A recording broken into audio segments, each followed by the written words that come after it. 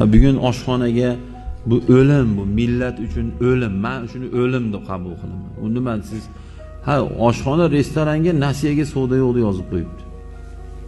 O'la oshxonaga kirib, yo oshmidi, go'shtmidi, shashlikmidi, nima nasiyaga yegandan ko'ra piyozni tuzga botirib 3-so'rt qora bo'rkani olib yemaysanmi? Vijdonsiz, ori yo'q, g'ururi yo'q, nomusi yo'q. O'l. O'shanaqa oshxonaga kirib ovqat yeydigan. Chetda bo'lsang, san o'sha kim bo'lsang. Ustuvosh do'kon deylar ko'rsatyapti. Spiska to'liyot. Kattaroq do'konlarda 20 ming, 25 ming dollargacha nasiya odamlar bermayapti. Yo xo'zmanglar. O'sha turbani tortib, suv olib kelib, o'sha suvda torat qilgan torat bo'ladi deb o'ylaysanmi sen? O'sha xo'zmaydi pulini bermasdan yo santexnikni pulini bermasdan yo uyda ustani ishlatib rozi qilmasdan o'sha tomni tagida yo polni ustida o'qigan namozing namoz deb o'ylaysanmi? Hech qanday namoz bo'lmaydi.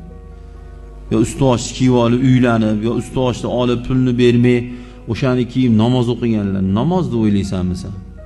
Harom narsalar Xudoning nazdida najosat deyilgan.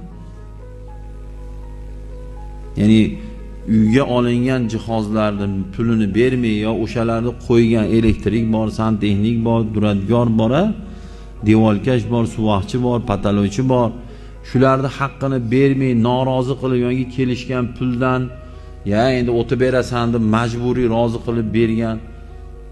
Men buni san degani bunaqalarni bir tiyin olmaslik kerak. O'sha uyingda o'qiyotgan ibodating, duoing ijobat deb o'ylaysanmi? Pataloydan tepaga chiqmaydi duoing sandaqalar. Sen qatdan bilasan desiz, payg'ambarimiz aytganlar. Harom bitta harom luqma yeganni 40 kun duosi ijobat bo'lmaydi.